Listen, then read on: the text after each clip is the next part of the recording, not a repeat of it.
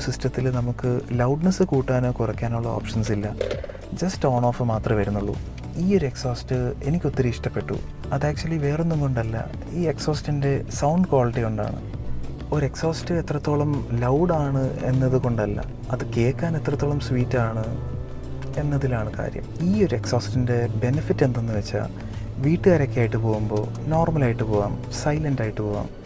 ഒറ്റയ്ക്ക് പോകുമ്പോൾ പൊളിക്കാനും പറ്റും, പൊട്ടിക്കേണ്ട സമയത്ത് പൊട്ടിക്കാനും പറ്റും.